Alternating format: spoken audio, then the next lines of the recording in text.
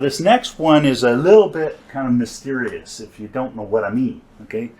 I'll call it watch out, okay?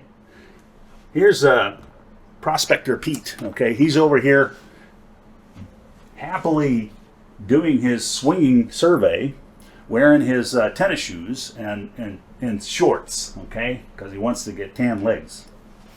And so as he's doing that, unbeknownst to him, because he's wearing a set of what we call cans or headphones that are complete ear coverage, so he can't hear anything around it. That way he can focus on the sound. Remember? Focus on the sound.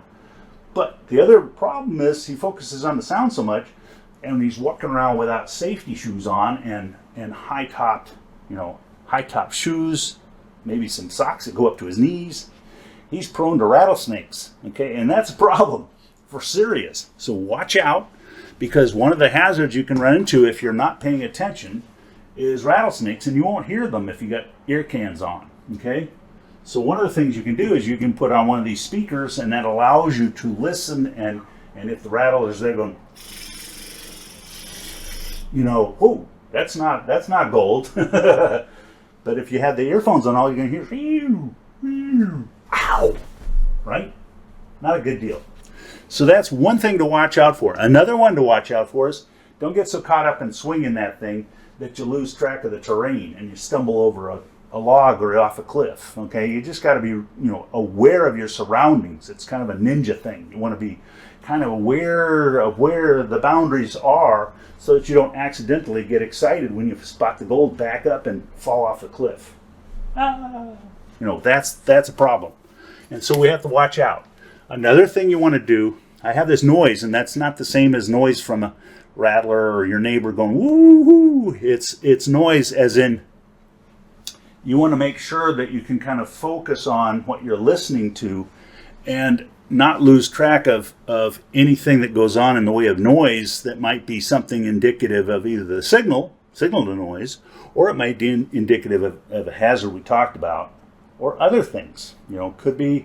Could be any number of things going on around you that might affect your thing. For example, one thing that it can inject noise like gangbusters is here we go.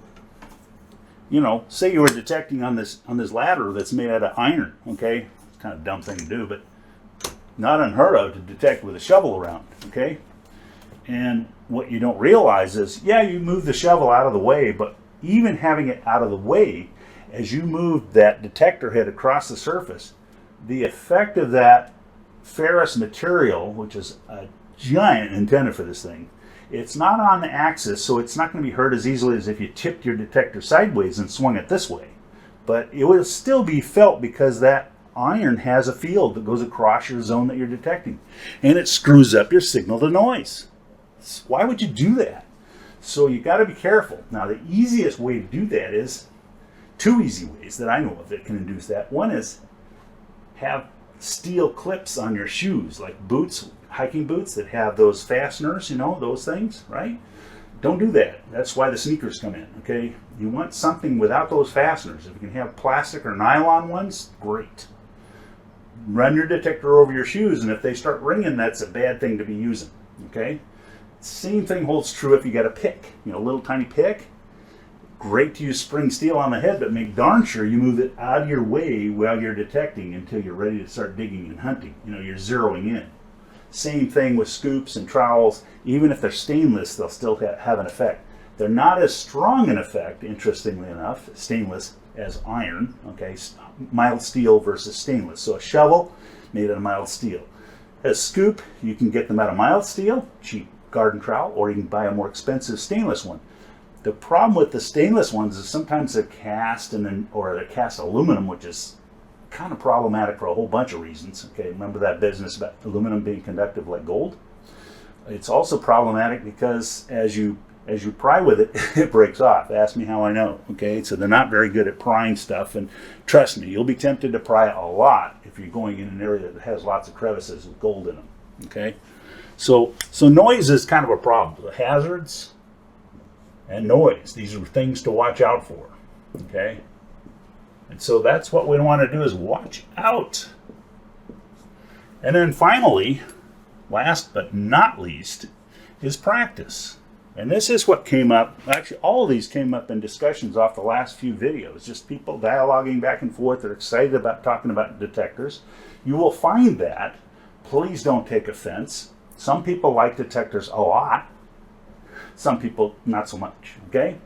The entry point is like a camera. It's expensive-ish. It's not terribly expensive for a reasonably good one. It's like a camera. If you buy a really cheap one, you get what you pay for. Okay, so you will have a lot of practice, and you'll have a lot of problems with the noise issues and things like that with cheap ones. Okay, and the depth won't be so good. Okay, that's just a fact. But the principles are all the same. Even pinpointers work the same way and have the same kinds of issues. So some pinpointers have discriminating tool, ability to tune out and balance, and some don't. The cheaper ones don't. They just have sensitivity, which is simply turning up the gain, which gets you into a feedback loop, and then you have to back off where it goes howl, and then turn it back off. So it's right on the border, and all it's doing is telling you there's something out there. I don't know what it is. You won't know whether it's trash. You won't know whether it's noise from other stuff, your sneakers, whatever, your staircase here. So, but practice is one of the things you can do and should do on a fairly regular basis. It's like a bicycle, though. Once you learn to swing the head and tune it, you'll remember, okay, from year to year. The difficulty is getting into it the first time. You're going to fall a lot, okay? With this, that would be basically you're going to dig a lot of holes that have a lot of trash, and you're going to say, there's no good to doing it. No, keep digging. Keep looking. Use the 2020 prospecting, thing I have. There's a video and there's a report on that subject.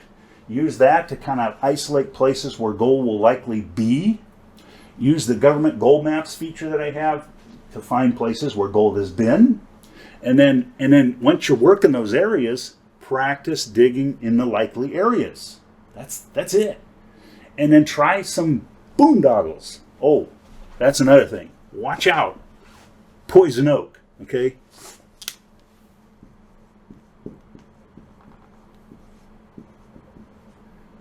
The problem with poison oak, there are many problems, but I'm super allergic to that stuff. Two problems I can warn you about. One is accidentally just drifting into it, and two is a more subtle one, bringing it home on your gear. So when you bring home your unit, you got to make sure that if you've been anywhere near their poison oak, you wipe it down with some Technu. Okay, that's a product, TECNU. Great stuff. You use it. I use it on my arms and stuff, and it really does prevent the stuff. But the problem is, if you get it on like these neoprene grips and on the Velcro pieces, you have to kind of slightly rinse them with a dilute solution of that stuff, and it might weaken the plastic. That's just the way it works. But the fact of the matter is, it's how I keep myself from getting poison oak every time I go detecting, just simply by putting my hand into the rest. You clean it immediately. The longer you wait, the more it spreads all over your unit and onto your bags and onto all your gear. It's like your dog. Oh yeah, I got to Technu him too. So that's really kind of what I had to say for tonight. Dig every target, do all that stuff. Make sure that, when you're looking at these 4 tips, that you kind of keep in mind that they sort of go around and round in a circle. And while you're happy, be glad. When you're not happy, remember, you're practicing. You'll find more gold by doing these 4 things. Trust me. Good prospecting, everybody. Take care.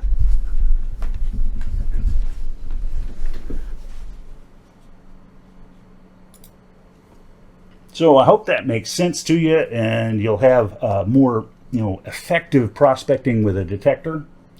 If you're not into detectors, one of the things I wanted to point out here, like I said, is it really doesn't matter. All these principles hold true for the cheapest detector you can buy, and I bought some cheap ones. Okay, I bought some, I think they were about $15 at Big 5.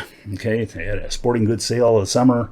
A little tiny detector, funny little thing, couldn't detect a doggone gold ring at 2 inches, but the kids had a blast with them. Okay, but these same principles hold. The kids were digging all over, and they were finding things like rings and stuff, mostly pop tops.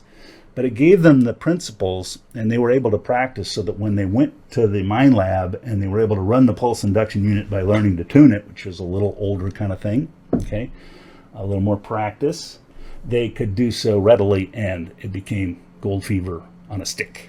Okay, guys, so take care. Have fun with these 4 gold medal detecting tips and good prospecting. Good night.